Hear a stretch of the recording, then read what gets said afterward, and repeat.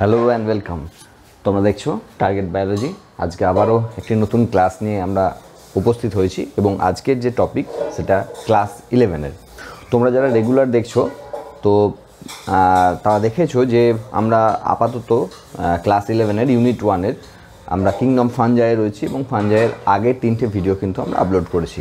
আজকে fungi last video. আজকে ফাঞ্জাইয়ের যে টপিক নিয়ে আমরা আলোচনা করব সেটা ক্লাসিফিকেশন অফ ফাঞ্জাই। ফাঞ্জাইয়ের ক্লাসিফিকেশন দেখতে গেলে বহু রকমের ক্লাসিফিকেশন আছে। আমরা দুটো ক্লাসিফিকেশনকে একসঙ্গে মার্জ করে পড়ার চেষ্টা করব।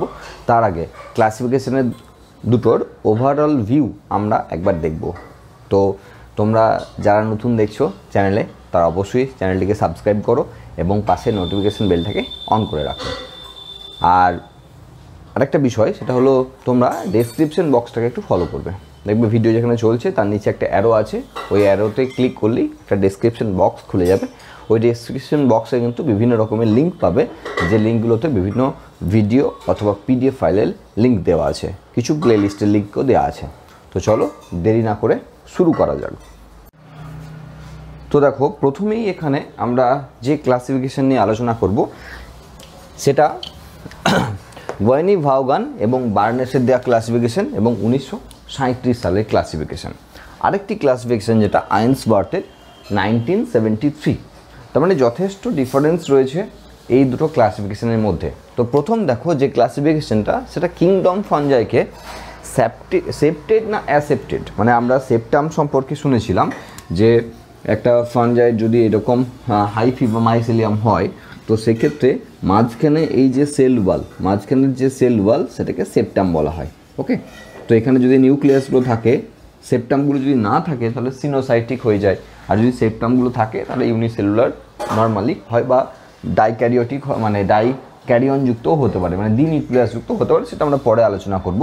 তো সেক্ষেত্রে এরকমের সেপ্টাম নেই না সেপ্টাম আছে, এর উপর বেস করেই কিন্তু প্রথমেই কিংডম ফাঞ্জাইকে কিন্তু ভাগ করা হয়েছে এবং যে ভাগগুলো করা হয়েছে সেটা হলো অবশ্যই ক্লাসে ভাগ করা হয়েছে। এই জায়গাগুলো একটু খেয়াল করবে, ক্লাসে ভাগ করা হয়েছে এবং কি কি ক্লাস পেয়েছে সেক্ষেত্রে ফাইকোমাইসেটিস, অ্যাস্কোমাইসেটিস, বেসিডিওমাইসেটিস এবং ডিউটেরোমাইসেটিস, এই 4টে ক্লাসে ভাগ করা হয়েছে। তার মানে ফাইকোমাইসেটিস যেটা রয়েছে এখানে, ফাইকোমাইসেটিস যেটা রয়েছে সেটা একমাত্র অ্যাসেপ্টেড, মাঝখানে এই সেপ্টামগুলো নেই, মানে এরকমের সেপ্টামগুলো নেই, এবং বাকি যে 3টে ক্লাস পাওয়া গেছে অ্যাস্কোমাইসেটিস, বেসিডিওমাইসেটিস এবং ডিউটেরোমাইসেটিস, এগুলোর ক্ষেত্রে কিন্তু সেপ্টামটা আছে।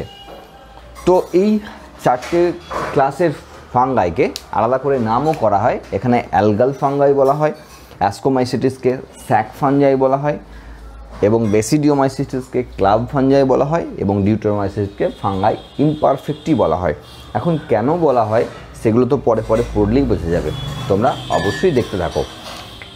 সেকেন্ড যে ক্লাসিফিকেশন রয়েছে আইন্সওয়ার্থের ক্লাসিফিকেশন, সেখানে কি করা হয়েছে, আগে ফাঞ্জাইকে দুভাগে ভাগ করা হয়েছে প্লাজমোডিয়ামের উপস্থিতি অনুপস্থিতির উপরে। তো যাই হোক, একটা ডিভিশন হলো মিক্সোমাইকোটা আর একটি ডিভিশন হলো ইউমাইকোটা। দেখো এখানে মিক্সোমাইকোটার কোনো ভাগ আমরা দেখাইনি, কিন্তু আমরা ইউমাইকোটার ভাগ দেখিয়েছি। অ্যাকচুয়ালি আমাদের সিলেবাসে যেমন আছে সেইভাবে আমরা করেছি। এখানে মিক্সোমাইকোটার যদি ভাগ দেখায় তাহলে সেটা আপার ক্লাস মানে গ্র্যাজুয়েশন লেভেলের সিলেবাস অনুযায়ী ফলো করা হবে। আমরা সেই জন্য সেই জায়গায় যাইনি। আমরা ইউমাইকোটা যে সাব ডিভিশন, তোমরা একটু ভালো করে খেয়াল রাখবে, এখানে কিন্তু ফাঞ্জাইকে প্রথমে ডিভিশনে ভাগ করা হয়েছে যেহেতু প্ল্যান্ট গ্রুপ হিসেবে ধরা হয়েছে। তো সেক্ষেত্রে ইউমাইকোটা যে ডিভিশন তাকে আবার 5টি সাব ডিভিশনে ভাগ করা হয়েছে। একটা হচ্ছে ম্যাস্টিগোমাইকোটিনা, জাইগোমাইকোটিনা, অ্যাস্কোমাইকোটিনা। খেয়াল রাখবে অ্যাস্কোমাইসেটিস ছিল, এখানে অ্যাস্কোমাইকোটিনা, ওখানে বেসিডিওমাইসেটিস ছিল, এখানে বেসিডিওমাইকোটিনা, এখানে ডিউটেরোমাইকোটিনা। তার মানে ব্যাপারটা কি হচ্ছে, এখানে ম্যাস্টিগোমাইকোটিনা এবং জাইগোমাইকোটিনা এই দুটোকে একসঙ্গে মার্জ করলে আমরা অ্যাকচুয়ালি ফাইকোমাইসেটিস যে গ্রুপ যে ক্লাস সেই ক্লাসকে কিন্তু আমরা পেয়ে যাব। এখানে অ্যাস্কোমাইকোটিনার যে সমস্ত ক্যারেক্টার পড়বো আমরা সেটা অ্যাস্কোমাইসেটিস গ্রুপের ক্যারেক্টারগুলোকেই পড়বো, বেসিডিওমাইকোটিনার ক্ষেত্রে বেসিডিওমাইসেটিসের গ্রুপ এবং ডিউটেরোমাইকোটিনার ক্ষেত্রে ডিউটেরোমাইসেটিসের গ্রুপ। এখন যেহেতু আলাদা আলাদা বিজ্ঞানীরা এগুলো ভাগ করেছেন, সেই ভাগগুলোকে আমরা আগে কিন্তু ওভারঅল একবার দেখিয়ে দিতে হলো। এরপর আমরা যেটা করব সেটা হলো মিক্সড করে পড়ব। তার মানে যেখানে আমরা ফাইকোমাইসিটিস পড়ব সেই জায়গাতেই কিন্তু আমরা ম্যাস্টিগোমাইকোটিনা বা জাইগোমাইকোটিনাকে নিয়ে আলোচনা করব। অ্যাস্কোমাইসিটিসের অল্টারনেটিভ হিসাবে আমরা কিন্তু অ্যাস্কোমাইকোটিনাকে নিয়ে আলোচনা করব। বাকিগুলোর ক্ষেত্রেও বুঝতে পারছো যে আমরা কিভাবে ব্যাপারটাকে আলোচনা করব। তার কারণ এই প্রত্যেকটা ফাঙ্গাই গ্রুপের মধ্যে প্রচুর প্রচুর মেম্বার রয়েছে, যে মেম্বারগুলোকে নিয়ে পার্টিকুলারলি ধরে ধরে আলোচনা করা সম্ভব নয়। সেই জন্য ক্লাস অনুযায়ী বা সাবডিভিশন অনুযায়ী আমাদের আলোচনা করতে হবে, এবং সেক্ষেত্রে দুটোকে একসঙ্গে পাঞ্চ করিয়ে না দিলে কিন্তু আরও বড় হবে ক্লাসিফিকেশনটা, মানে আরও বড় হবে এই ভিডিওটা। তো সেক্ষেত্রে আমাদের বোঝার সুবিধার্থে এবং বিভিন্ন রকমের যে এক্সাম রয়েছে নিট বা এগ্রিকালচার বা 11-এর লেভেলেও যদি বলি, তাহলে সেক্ষেত্রে কিন্তু বুঝতে অসুবিধা হবে। সেই জন্য দুটো ক্লাসিফিকেশনকে মার্জ করে আমরা পড়ার চেষ্টা করব।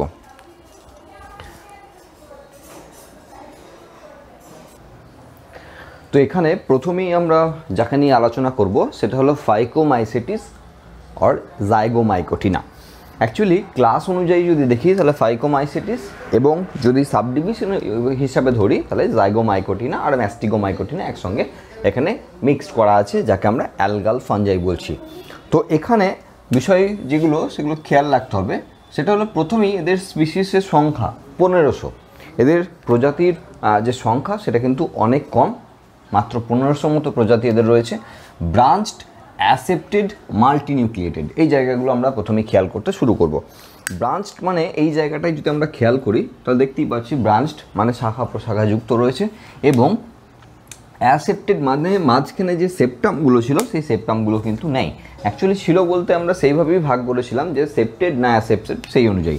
তার মানে এখানে যদি মাঝখানে সেপ্টামগুলো না থাকে তাহলে অবশ্যই এই মাইসিলিয়ামটা মাল্টিনিউক্লিয়েটেড হয়ে যায়, বা সিনোসাইটিক যে নেচার সেই নেচারটাকে শো করাতে শুরু করে। তার মানে এখানে মাল্টিনিউক্লিয়েটেড ব্যাপারটা শুধুমাত্র অ্যাসেপ্টেড হওয়ার কারণে কিন্তু হয়েছে, যেটা একমাত্র ফাইকোমাইসিটিস গ্রুপের মেম্বারদের কিন্তু এখানে দেখা যায়।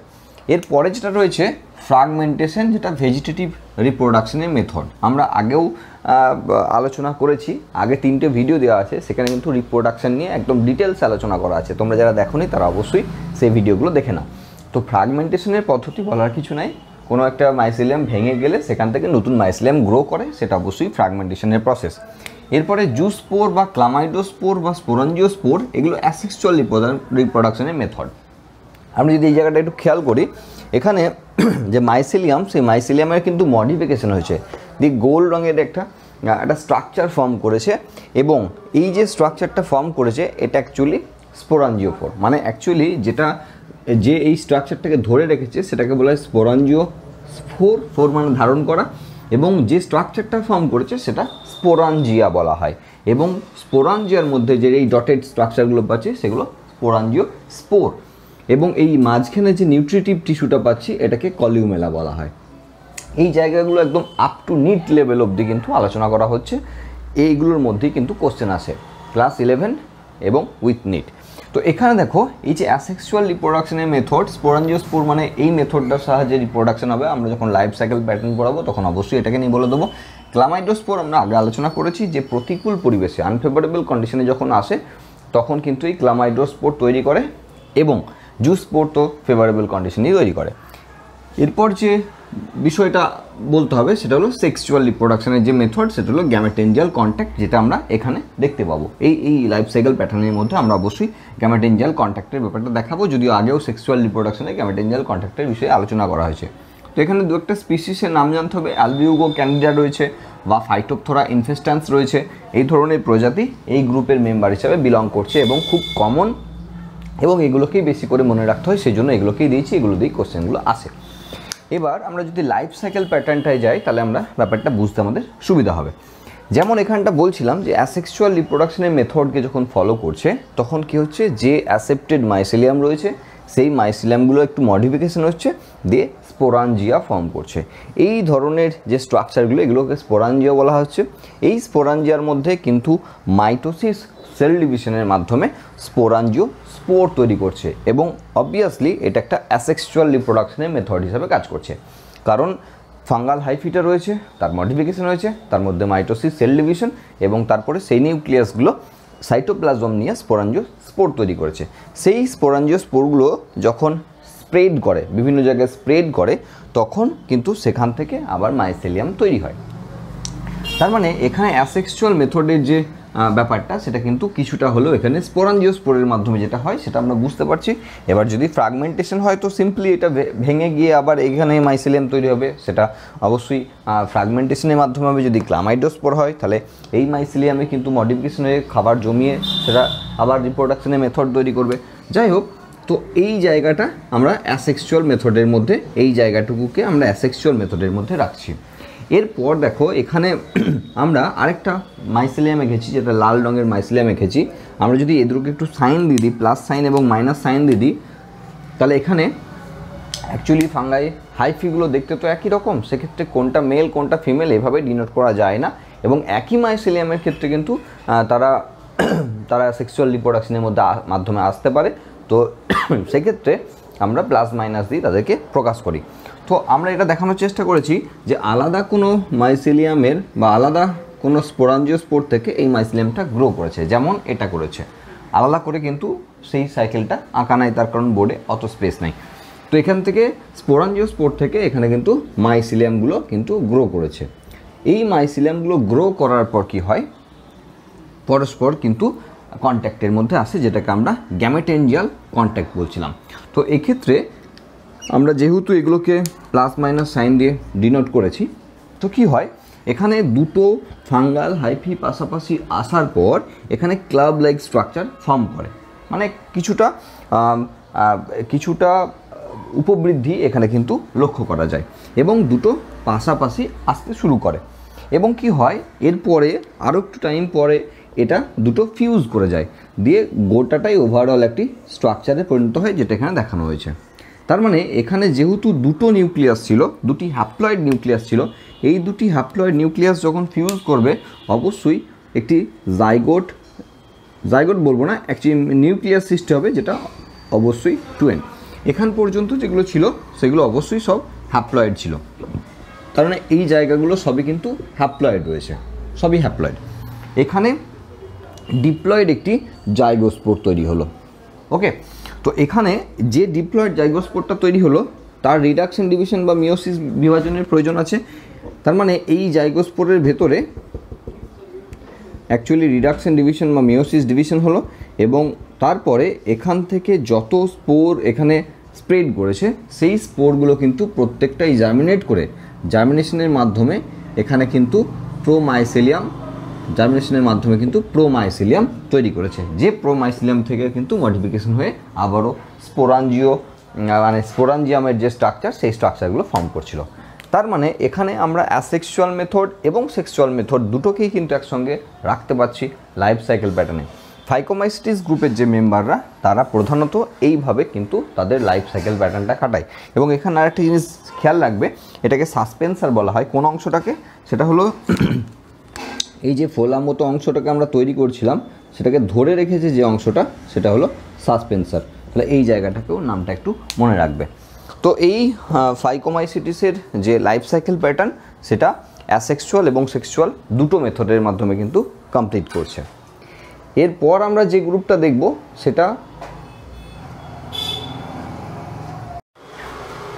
এরপর আমরা দ্বিতীয় যে গ্রুপটা রয়েছে সেটাকে নিয়ে আলোচনা করব, এবং সেটাকে আমরা অ্যাসকোমাইসিটিস বা অ্যাসকোমাইকোটিনা বলছি। আমরা আগেও বলেছি যে হয় অ্যাসকোমাইসিটিস না অ্যাসকোমাইকোটিনা, ক্লাস অথবা সাবডিভিশন হিসাবে আমরা ধরছি। তো এক্ষেত্রে দেখো, আমরা যদি প্রথমে যে কোনো একটা জায়গা থেকে শুরু করি, যেমন এখান থেকে যদি শুরু করি, এই জায়গার যে স্পোরগুলো রয়েছে সেগুলোকে বলা হচ্ছে অ্যাসকোস্পোর।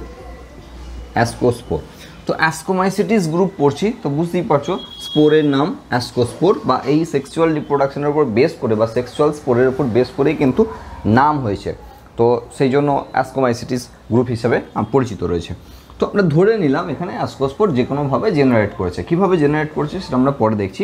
তো এই অ্যাসকোস্পোরগুলো যখন জার্মিনেট করে, জার্মিনেশনের মাধ্যমে প্রথমে মাইসিলিয়াম তৈরি করে, যেমন নর্মাল মাইসিলিয়াম তৈরি করে সেইভাবে তৈরি করে। তো তার আগে এখানে যদি আমরা একবার দেখতে শুরু করি, যে প্রথমেই দেখি যে এদের যে প্রজাতির সংখ্যা সেটা হলো 35,000, সবচেয়ে হায়েস্ট প্রজাতি কিন্তু এখানে রয়েছে। যত এখনও পর্যন্ত আবিষ্কার হয়েছে তার মধ্যে সবচেয়ে বেশি ফাঙ্গাল যে স্পিসিস সেটা কিন্তু অ্যাসকোমাইকোটিনার আন্ডারেই রয়েছে। এবং এখানে যে সেপ্টাম রয়েছে সেটা ব্রাঞ্চড এবং সেপ্টাম উইথ সেন্ট্রাল পোর। কীরকম সেটা আমরা আগেও দেখেছি যে সেপ্টাম যদি হয় তাহলে এক্ষেত্রে সেপ্টামটা রয়েছে মাঝখানে একটা সেন্ট্রাল পোর বা সেন্ট্রাল একটা ছিদ্রের মাধ্যমে রয়েছে, কেন্দ্রে একটা ছিদ্র রয়েছে। তার মানে অবশ্যই একটা করে নিউক্লিয়াস মাঝে সেপারেট হয়ে যাচ্ছে। তার মানে সেক্ষেত্রে আমরা ব্রাঞ্চড যেমন বলতে পারছি, এটাকে ব্রাঞ্চড আমরা বলতে পারি, তো ব্রাঞ্চিং থাকলে ব্রাঞ্চ বলবো। এবং সঙ্গে কিন্তু সেপ্টামটা রয়েছে এবং সেন্ট্রাল পোরের সঙ্গে রয়েছে, সেটা আমরা এভাবে দেখতে পাচ্ছি। এদেরকে স্যাক ফাঞ্জাই বলা হয়। অ্যাকচুয়ালি এটা অ্যাসকোবোলাসের ছবি দেওয়া আছে, অ্যাসকোবোলাসের। তো এই যে ফাঞ্জাইগুলো দেখতে অনেকটা থলির মতো বা স্যাকের মতো বা পাউচ লাইক স্ট্রাকচার হয়, সেই জন্য এদেরকে স্যাক ফাঞ্জাই বলা হয়। তো এখানে এরপরে যদি দেখি, দেখো মাল্টি সেলুলার এই ব্যাপারটা হলে তারপরে না ব্রাঞ্চড বা সেপ্টাম এই কথাগুলো আসবে। তার মানে মোস্ট অফ দ্য মেম্বার এখানে কিন্তু অবশ্যই মাল্টি সেলুলার।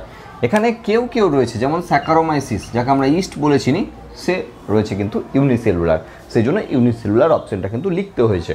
কিন্তু বেশিরভাগ মেম্বার যারা তারা কিন্তু মাল্টি সেলুলার মেম্বার।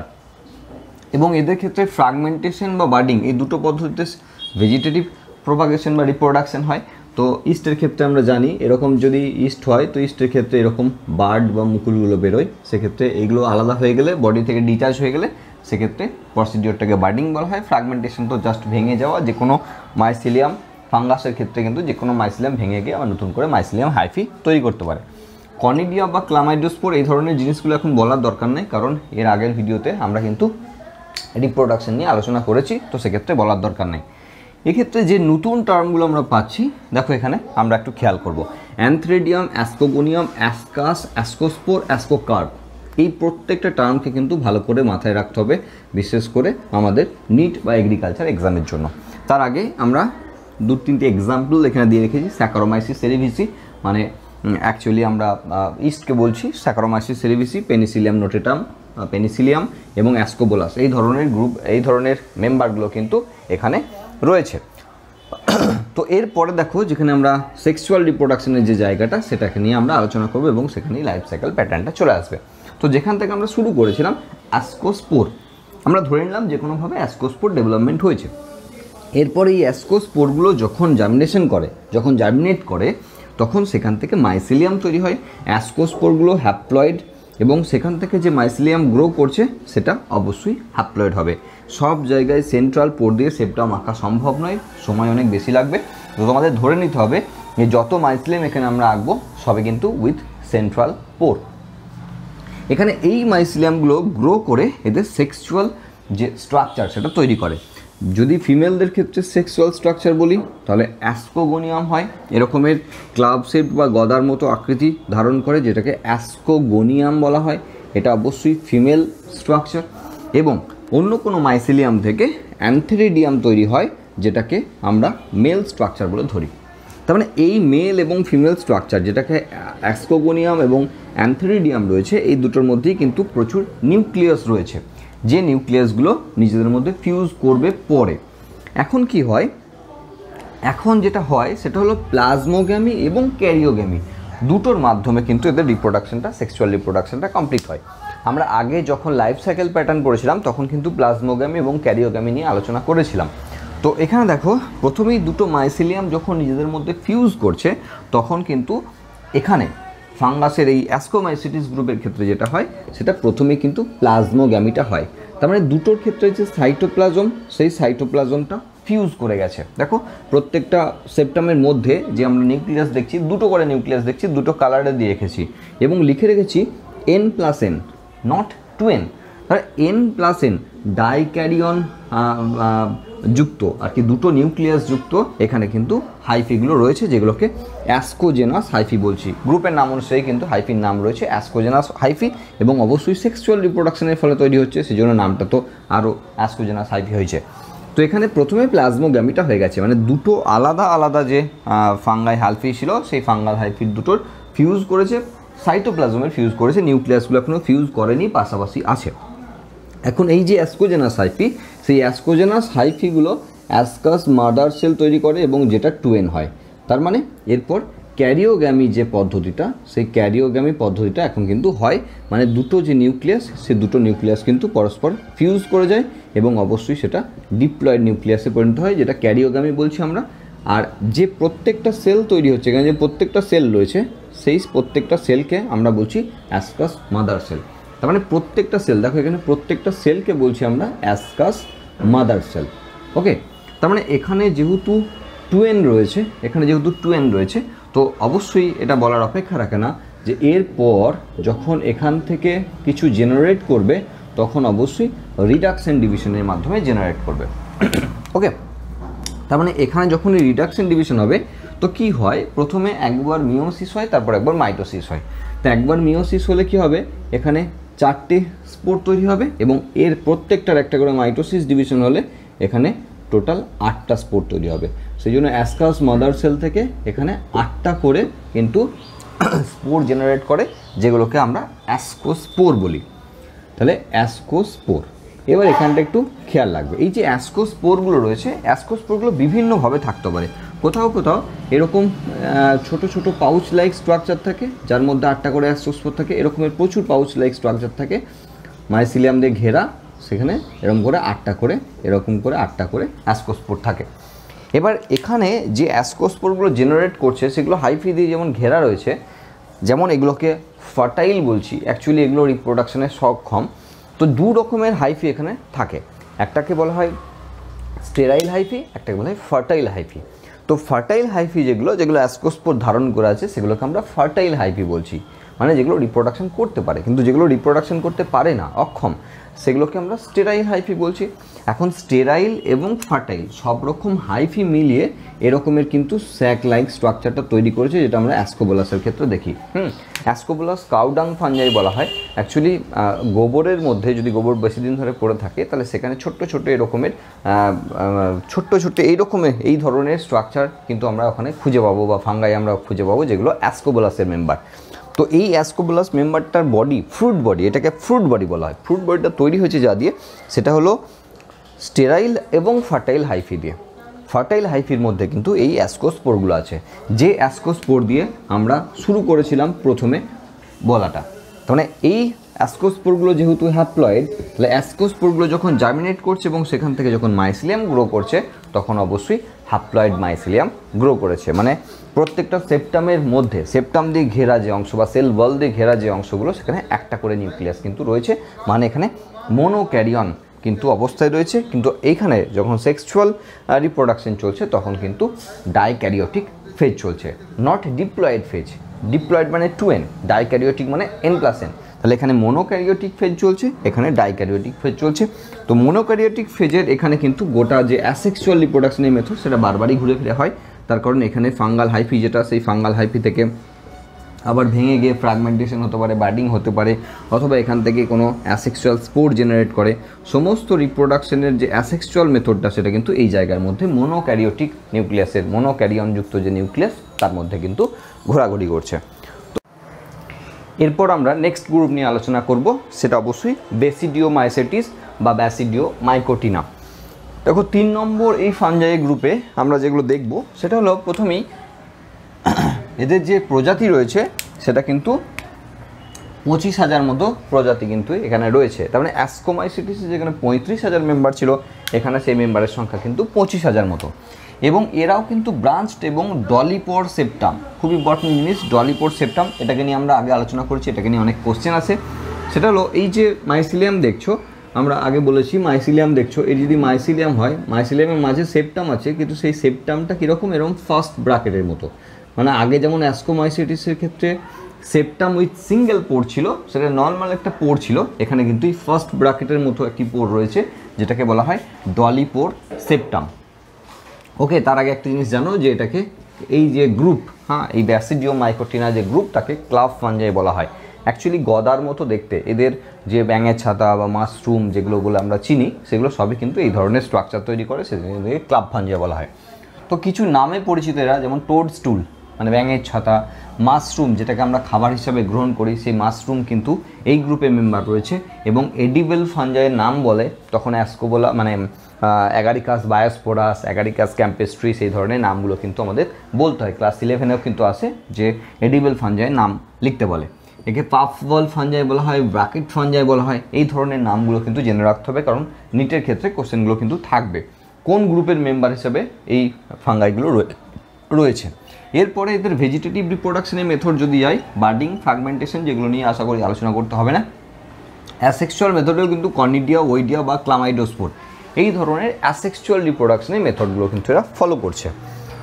এরপরে বিষয়বস্তু যেটা, সেটা হলো সেক্সুয়াল রিপ্রোডাকশন। এই দুটো পয়েন্ট আমরা সেক্সুয়াল রিপ্রোডাকশন নিয়ে আলোচনা করব। তার আগে 2-4টে উদাহরণ, যেমন অ্যাগারিকাস বায়োস্পোরাস, অ্যাগারিকাস ক্যাম্পেস্ট্রিস, পলিপোরাস। এই যে পলিপোরাস গ্রুপের মেম্বাররা রয়েছে, কাঠের মধ্যে যত রকমের রং বেরঙের ফাঞ্জাই দেখা যায়, কাঠের মধ্যে অনেক বড় বড় দেখবে খুব কালারফুল ফাঙ্গাই দেখা যায়, সেগুলো কিন্তু সব পলিপোরাস। ম্যাক্সিমাম পলিপোরাসের স্পিসিস রয়েছে এবং যেগুলো খুবই মারাত্মক বা পয়জনাস। পাক্সিনিয়া গ্রামিনিস রয়েছে, গমের মরিচা রোগ সৃষ্টিকারী। উস্টিলাগো রয়েছে। এই ধরনের মেম্বারগুলো খুব কমন মেম্বার, যেগুলো পরীক্ষার ক্ষেত্রে আসে, সেই মেম্বারগুলোর নামই কিন্তু এখানে দেওয়া আছে। এগুলো অবশ্যই নোট ডাউন করে রাখবে। এবং তোমাদের প্রত্যেককে বলবো যে প্রত্যেকটা যে স্ক্রিন পাচ্ছ, সেই স্ক্রিনগুলো অবশ্যই খাতার মধ্যে নোট ডাউন করবে, নাহলে কিন্তু পড়তে অসুবিধা হবে। আর লিখে রাখলে পড়তে কিন্তু পরবর্তীকালে অনেক সুবিধা হবে। এবং ভিডিওটাকে স্কিপ করার চেষ্টা করো না, তাহলে কিন্তু অনেক কিছু মিস হয়ে যাবে। হ্যাঁ, সেটা ব্যাপারটা খেয়াল রেখো। এরপর আমরা সেক্সুয়াল রিপ্রোডাকশন এবং লাইফ সাইকেল প্যাটার্ন একসঙ্গে যদি দেখতে শুরু করি, তাহলে আমরা এখানে কিন্তু গোটা ব্যাপারটা বুঝতে পারবো। দেখো, প্রথমেই আমরা একটা জায়গায় আলোচনা শুরু করছি। আগে যেমন আগের গ্রুপটার ক্ষেত্রে যেমন বললাম, এখানে বেসিডিওস্পোর দিয়ে আমরা আলোচনা শুরু করছি। ধরো কোনো একটা জায়গা থেকে কোনো একটাভাবে বেসিডিওস্পোর পর্যন্ত আমরা বুঝতে পেরে গেছি। তো এই বেসিডিওস্পোর থ্রু জার্মিনেশনের মাধ্যমে এরা কিন্তু মাইসিলিয়াম তৈরি করে। এবং যে মাইসিলিয়ামগুলোকে বলা হয় প্রাইমারি মাইসিলিয়াম। দেখো এখানে লিখেছি আমরা প্রাইমারি মাইসিলিয়াম, যেগুলো মোনোক্যারিয়ন যুক্ত, মানে একটি সিঙ্গেল নিউক্লিয়াস রয়েছে। মানে প্রত্যেকটাই যে ডলিপোর সেপ্টামের কথা বলছি, এর মাঝে যে নিউক্লিয়াসের সংখ্যা, সেগুলো কিন্তু একটা করে নিউক্লিয়াস কিন্তু প্রত্যেকটা সেলের মধ্যে রয়েছে। তো এটাকে প্রাইমারি মাইসিলিয়াম বলে। দু ধরনের মাইসিলিয়াম এখানে দেখতে পাবো। এবার যদি অ্যাসেক্সুয়াল মেথডগুলো বলো, তাহলে ফ্রাগমেন্টেশন হোক বা বার্ডিং হোক, এখানে কিন্তু এই যে ফ্রাগমেন্টেশন বা বার্ডিংয়ের যে পদ্ধতি, সব কিন্তু এই অ্যাসেক্সুয়াল রিপ্রোডাকশনের মেথডের মধ্যে হচ্ছে। এবং সেক্ষেত্রে যদি কনিডিয়া বা ওইডিয়া বা ক্লামাইডোস্পোর হয়, সে অ্যাসেক্সুয়াল রিপ্রোডাকশন, সবই কিন্তু এই ধরনের জায়গাতে ঘোরাফেরা করছে। এবং সেগুলো কিন্তু সবই প্রাইমারি মাইসিলিয়ামের থ্রু দিয়ে। এরপর প্রাইমারি মাইসিলিয়াম যখন মডিফাই করে সেক্সুয়াল রিপ্রোডাকশনের দিকে যায়, তখন এরা কিন্তু সেক্সুয়াল স্ট্রাকচার তৈরি করে। এবং এক্ষেত্রে আমরা যে কোনো একটাকে মেল এবং ফিমেল দিয়ে যদি ডিনোট করি, তাহলে এক্ষেত্রে দুটো আলাদা আলাদা মাইসিলিয়াম থেকে কিন্তু এদের সেক্সুয়াল রিপ্রোডাক্টিভ স্ট্রাকচার তৈরি করে। যে স্ট্রাকচারটা এখানে আঁকা আছে, এখানে অবশ্যই এই মাইসিলিয়াম এবং যে মাইসিলিয়ামের মধ্যে কিন্তু এই হ্যাপ্লয়েড নিউক্লিয়াস দিয়ে, এখানে দেখো হ্যাপ্লয়েড, এখনও পর্যন্ত কিন্তু এটা হ্যাপ্লয়েড মেম্বার হিসেবে রয়েছে। তো এদের মধ্যে ওই আর ডলিপোর সেপ্টামগুলো আমি আর করে টাইম নষ্ট করিনি। তো যখন এখানে কোনো একটা জায়গা খেয়াল করো, যে জায়গাটা এরা কিন্তু এদের দুটো যে হাইফি, সেই হাইফি দুটো ফিউজ করছে। এবং ফিউজ করার ফলে যেটা হয়, প্রথমেই আগের গ্রুপগুলোতেও দেখছিলে প্লাজমোগ্যামি, তার মানে দুটো মাইসিলিয়ামের যে সাইটোপ্লাজম রয়েছে, সেই সাইটোপ্লাজমগুলো ফিউজ করে যায়, কিন্তু নিউক্লিয়াসগুলো তখনও পর্যন্ত ফিউজ করে না। সেই জন্য আমরা এখানে N+N লিখেছি, আগের মতোই 2N লিখিনি, আমরা N+N লিখেছি। মানে প্লাজমোগ্যামি পদ্ধতিটা এখানে কিন্তু কমপ্লিট করেছে, যেটা ডাইক্যারিওটিক স্টেজ বলছি। তার মানে সেকেন্ডারি মাইসিলিয়াম যেটা, এটা সেকেন্ডারি মাইসিলিয়ামের যে ব্যাপারটা, সেটা অবশ্যই N+N, যেখানে প্রাইমারি মাইসিলিয়াম ছিল শুধুমাত্র N। তার মানে সেকেন্ডারি মাইসিলিয়াম তৈরি হচ্ছে থ্রু সেক্সুয়াল রিপ্রোডাকশন, যেখানে শুধুমাত্র প্লাজমোগ্যামিটা হয়েছে এবং সেই জন্যই কিন্তু এই দশাটি এসছে। এবার এই ধরনের যে মাইসিলিয়াম, মানে যে মাইসিলিয়ামগুলোর ক্ষেত্রে দুটো করে নিউক্লিয়াস রয়েছে প্রত্যেকটা সেলের মধ্যে, এই মাইসিলিয়ামগুলো হিউজ রেটে গ্রো করতে শুরু করে, প্রচুর গ্রো করতে শুরু করে। এবং গ্রো করতে করতে একটা স্টেজ নিয়ে আসে, যেটাকে বাটন স্টেজ বলা হয়, বোতামের মতো। অ্যাকচুয়ালি দেখো ব্যাপারটা, আমরা ফাঙ্গাইয়ের প্রথম যখন শুরু করেছিলাম, বলছিলাম ফাঙ্গাসের নামই এসছে ফার্স্ট গ্রো থেকে। তো সেখানে প্রচুর হিউজ রেটে কিন্তু এরা গ্রো করতে পারে। এবং যেটা মানে সন্ধ্যাবেলায় বা রাত্রেবেলায় আমরা ফাঙ্গাসের খুব অল্প ছোট্ট অংশ দেখতে পেয়েছিলাম, সেটা পরদিন সকালে কিন্তু ফ্রুট বডি তৈরি করেছে। মানে আমরা যে মাশরুম খাই বা আমরা এমনি পল ছাতু বা এই ধরনের নাম দিয়ে চিনি, তো তো সেগুলো খড়ের গাদায় বা এইসব জায়গায় হয়। তো সন্ধ্যাবেলায় বা রাত্রেবেলায় আমরা কিছু দেখতে পাই না, কিন্তু সকালবেলা উঠে দেখি একদম ছাতার মতো এত বড় ফুরে মানে একদম হয়ে বসে আছে। তার মানে প্রথমে যে সন্ধ্যাবেলায় যে এই মাইসিলিয়াম, সেকেন্ডারি মাইসিলিয়াম দিয়ে স্ট্রাকচারটা তৈরি করছিল, ছোট্ট ছোট্ট স্ট্রাকচার, সেগুলোকে বাটন স্টেজ বলছিল। এই বাটন স্টেজগুলো হিউজ রেটে গ্রো করে এবং একটি ম্যাচিওর ফ্রুট বডি তৈরি করে। যে ম্যাচিওর ফ্রুট বডিটা টোটালটাই কিন্তু N+N এর যে মাইসিলিয়াম মানে সেকেন্ডারি মাইসিলিয়াম দিয়ে তৈরি ফ্রুট বডি, সেই ফ্রুট বডিটা দেখতে এরকম, আমাদের খুব পরিচিত জিনিস। এবং যদি আমরা ব্যাঙের ছাতা বলি সেখানেও কিন্তু খুব পরিচিত স্ট্রাকচার। তো এই যে একদম উপরে ছাতার মতো অংশটা সেটাকে পিলিয়াস বলা হয়, এবং যে মানে ধরে আছে যেটা স্টিকের মতো সেটাকে স্টাইপ বলা হয়। এবং এটা যদি অ্যাগারিকাসের ক্ষেত্রে দেখি, মানে আমরা যে মাশরুম খাই আর কি, সেই মাশরুমের ক্ষেত্রে দেখি, তাহলে এই ছাতার মতো অংশটাকে উল্টো দিকে দেখলে, মানে উল্টে দিয়ে দেখলে দেখব যে মাছের যেমন ফুলকা হয় বা গিল হয়, সেরকমের কিন্তু এরকমের মানে এরকমের কিন্তু প্রচুর এরকমের গিলের মতো অংশ রয়েছে। হ্যাঁ, এই যে এই অংশগুলো বলছি গিলের মতো অংশ রয়েছে, এই যে এইগুলো রয়েছে গিলের মতো অংশ। এই জন্য অ্যাগারিকাসকে গিল ফাঞ্জাইও বলা হয়, নামটা মনে রাখবে, অ্যাগারিকাসকে গিল ফাঞ্জাই বলা হয়, যেহেতু অ্যাগারিকাসের ক্ষেত্রে পার্টিকুলারলি এই ব্যাপারটা দেখতে পাওয়া যায়। এবার এই রকমের কোনো একটি গিলকে যদি আমরা সেকশনাল ভিউ দেখি মাইক্রোস্কোপের তলায়, তার মানে এরকম একটা গিলকে খুব ছোট্ট করে কেটে সেটাকে আমরা এরকম মাইক্রোস্কোপের তলায় নিয়ে এসেছি। তো এক্ষেত্রে আমরা এরকমের স্ট্রাকচার দেখতে পাবো, মানে প্রত্যেকটা গিলের কিনার, এটা কিন্তু গিলটা নয়, এটা গিলটা অ্যাকচুয়ালি, এটা হলো গিলটা, এবং এটা হলো গিলের অংশটা, এবং প্রত্যেকটা গিল থেকে এরকম ধরনের উপবৃদ্ধি, এরকম ধরনের উপবৃদ্ধি বেরিয়েছে, এবং সেখান থেকে আমরা খুব অল্প এঁকেছি, সেখান থেকে এরকমের ছোট্ট ছোট অংশ বেরোয়, এবং প্রত্যেকটাতে 4টে করে ব্যাসিডিওস্পোর তৈরি হয়, যারা অবশ্যই হ্যাপ্লয়েড। তার মানে কি হলো, তার মানে এখানে যখন ম্যাচিওর ফ্রুট বডিটা সেকেন্ডারি মাইসিলিয়াম দিয়ে তৈরি হলো, তারপরে সেকেন্ডারি মাইসিলিয়ামটা ফর্ম করার পর তাদের কিন্তু ক্যারিওগ্যামির যে পদ্ধতি, মানে N+N যেটা 2N এ কনভার্ট হয়। তো প্রথমে এখানে প্লাজমোগ্যামি হয়েছিল, এরপরে এখানে কিন্তু ম্যাচিওর অবস্থায় ফ্রুট বডিতে গিয়ে কিন্তু ক্যারিওগ্যামিটা হলো, মানে যেখানে ডিপ্লয়েড স্টেজ তৈরি হলো। তাহলে এখানে যখন ডিপ্লয়েড স্টেজ হচ্ছে গিলের মধ্যে, তখন অবশ্যই রিডাকশন ডিভিশন বা হ্রাস বিভাজন বা মিওসিস বিভাজনের থ্রু দিয়ে এখানে কিন্তু বেসিডিওস্পোরগুলো তৈরি করছে, যেগুলো হ্যাপ্লয়েড। তার মানে এই ফ্রুট বডি থেকে কিন্তু আমরা সেক্সুয়াল স্পোরগুলো পাচ্ছি, এবং যেগুলোর নাম ব্যাসিডিওস্পোর, এবং গ্রুপের নাম ওই জন্য ব্যাসিডিওমাইসেটিস বা ব্যাসিডিওমাইকোটিনা। এবার যেখান থেকে শুরু করেছিলাম সেখানেই চলে এসেছি। এই ব্যাসিডিওস্পোরগুলো জার্মিনেট করে আবারও প্রাইমারি মাইসিলিয়াম তৈরি করে, যেগুলো হ্যাপ্লয়েড। তো এই ব্যাসিডিওমাইসেটিসের যে সেক্সুয়াল রিপ্রোডাকশন বা এই যে লাইফ সাইকেল প্যাটার্ন, সেটা কিন্তু একটু ভালো করে পড়বে, কারণ নিটের ক্ষেত্রে এখান থেকে কোশ্চেন থাকে।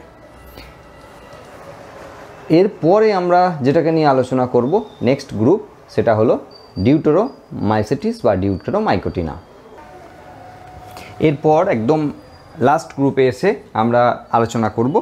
তো প্রথমেই দেখো, ডিউটেরোমাইকোটিনা বা ডিউটেরোমাইসেটিস যে গ্রুপটি রয়েছে, এই গ্রুপটি কিন্তু অ্যাকচুয়ালি ফাঙ্গাসের আগের যে 3টি গ্রুপ, সেই 3টি গ্রুপ থেকে আলাদা।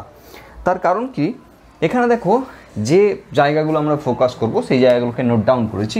প্রথমেই ব্রাঞ্চড মাল্টিসেলুলার উইথ সেপ্টাম।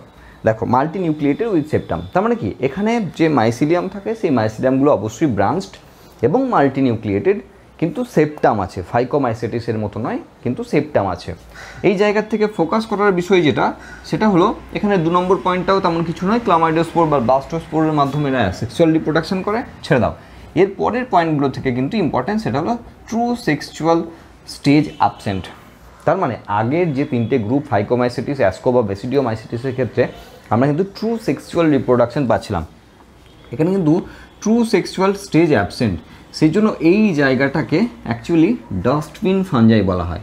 খুব খেয়াল রাখবে, ডাস্টবিন ফাঞ্জাই কী করা হয়, প্রথমে যে ধরো কোনো সময় কোনো কিছু আবিষ্কার হচ্ছে, ধরো, হ্যাঁ, তো সেখানে বোঝা গেল যে এটা ফাঙ্গাই, হ্যাঁ, কাইটিন রয়েছে বা অন্যান্য উপাদান রয়েছে, যে জায়গাগুলোকে ফলো করে সায়েন্টিস্টরা এটা বুঝতে পারলেন যে এটা অবশ্যই ফাঙ্গাস, কিন্তু কোন ধরনের ফাঙ্গাস সেটা বুঝতে পারলেন না, তখন সেটা এই ডিউটেরোমাইসেটিসের মধ্যে ফেলে রাখে। ওকে, সেই জন্য একে ডাস্টবিন ফাঞ্জাই বলা হয়। তার মানে ফাঙ্গাই হিসাবে আবিষ্কার হয়েছে, অথচ মানে কিন্তু কোন ধরনের ফাঙ্গাই সেটা পার্টিকুলারলি আবিষ্কার হয়নি, তখন এই গ্রুপের মধ্যে গ্যাদার করে রেখে দিচ্ছে। এর পরে যখন বোঝা যায় যে এটা পার্টিকুলারলি ফাইকো, অ্যাসকো না বেসিডিওমাইসিটিস গ্রুপে যাবে, তখন সেখান থেকে তুলে নিয়ে গিয়ে সেই গ্রুপের মধ্যে রেখে দেওয়া হয়। ওকে, তার মানে প্রথমে ফাঙ্গাস হিসাবে আবিষ্কার করার পর কিন্তু এখানে রাখা হয়, সেই জন্য ডাস্টবিন ফাঞ্জাই বলা হয়। তো এখানে কেন এদেরকে এইভাবে রাখা হচ্ছে, তার কারণ দেখো এদেরকে সেক্সুয়াল রিপ্রোডাকশন অ্যাবসেন্ট রয়েছে, সেই জন্য এরা প্যারাসেক্সুয়াল রিপ্রোডাকশন ফর্ম করে। প্যারাসেক্সুয়াল রিপ্রোডাকশন মেথড কি, সেটা হলো ট্রু সেক্সুয়াল যে স্টেজ বা স্ট্রাকচার, যেগুলো আমরা যেমন আগের গ্রুপগুলোতে একটা নির্দিষ্ট করে স্ট্রাকচার পাচ্ছিলাম এবং তার মাধ্যমে কিন্তু রিপ্রোডাকশনটা কমপ্লিট করছিল, এখানে ওই রকমের পার্টিকুলার কোনো সেক্সুয়াল স্ট্রাকচার তৈরি করে না, সেই জন্য এরা প্যারাসেক্সুয়াল রিপ্রোডাকশন মানে ওই মাঝামাঝি একটা সেক্সুয়াল রিপ্রোডাকশন কিন্তু এরা ফলো করে। তো এই প্যারাসেক্সুয়াল রিপ্রোডাকশন ফলো করার জন্য এদেরকে বলা হয় ফাঞ্জাই ইমপারফেক্টি, মানে পারফেক্ট ফাঞ্জাই অ্যাকচুয়ালি নয়, এরা ইমপারফেক্ট ফাঞ্জাই, সেই জন্য এই গ্রুপের মধ্যে ফাঙ্গাই ইমপারফেক্টি হিসাবে রাখা হয়েছে। তো এখন ব্যাপার হলো যে এই টার্মগুলোকে একটু ভালো করে নোট ডাউন করতে হবে। প্যারাসেক্সুয়াল রিপ্রোডাকশন বা ফাঞ্জাই ইমপারফেক্টি এই জায়গাগুলো থেকে কিন্তু অনেক কোশ্চেন আসে, এবং ডাস্টবিন ফাঞ্জাই এখান থেকেও কিন্তু কোশ্চেন আসে। এবং এই গ্রুপের যে মেম্বাররা রয়েছে সেই মেম্বাররা প্রচুর পরিমাণে রোগ সৃষ্টি করতে পারে, সেটা প্ল্যান্টের ক্ষেত্র এবং অ্যানিম্যালের ক্ষেত্র। আমাদের ক্ষেত্রে যে বিভিন্ন রকমের স্কিন ডিজিজ হয়, সেই স্কিন ডিজিজের ম্যাক্সিমাম কিন্তু এই ডিউটেরোমাইসিটিস গ্রুপের মেম্বাররা করে, সেই জন্য ডার্মাটোমাইকোসিস বলা হয়, সেই রোগগুলোকে একসঙ্গে ডার্মাটোমাইকোসিস বলা হয়। অ্যাকচুয়ালি ডার্মিস মানে আমরা জানি ত্বক, তো যত রকমের স্কিন ডিজিজ হয় সেগুলো কিন্তু সবই এর মধ্যে রয়েছে। তো এবং বিভিন্ন প্ল্যান্টের ক্ষেত্রে ম্যাক্সিমাম রোগ সৃষ্টিকারী মেম্বাররা কিন্তু এই গ্রুপের মধ্যে রয়েছে, এবং এরা কিন্তু ডেঞ্জারাস মেম্বার হিসাবে পরিগণিত হয়। তো এই ছিল ফাঙ্গাসের যে শেষ ক্লাসিফিকেশন নিয়ে গোটা ব্যাপারটা কিন্তু এখানে আশা করি তোমরা বুঝতে পেরেছো। যদি বুঝতে পারো অবশ্যই লাইক এবং শেয়ার করবে, আর যত রকমের ডাউট থাকবে সেগুলো কমেন্ট বক্সে কমেন্ট করে দেবে। এবং তোমরা অবশ্যই ডেসক্রিপশন বক্সটাকে ফলো করবে, সেখানে বিভিন্ন ধরনের লিঙ্ক পাবে, সেই লিঙ্কে কিছু পিডিএফ ফাইলও পেতে পারো, এবং কিছু অবশ্যই অন্যান্য ভিডিও বা অন্যান্য যে সমস্ত প্লেলিস্ট রয়েছে তাদের লিঙ্কগুলো তোমরা পেয়ে যাবে। তো আশা করি বুঝতে পেরেছো। এরপরের যে সেশন আমরা আনবো নেক্সট ভিডিওতে আমরা লাইকের নিয়ে আলোচনা করব। ততক্ষণ পর্যন্ত ভালো থেকো।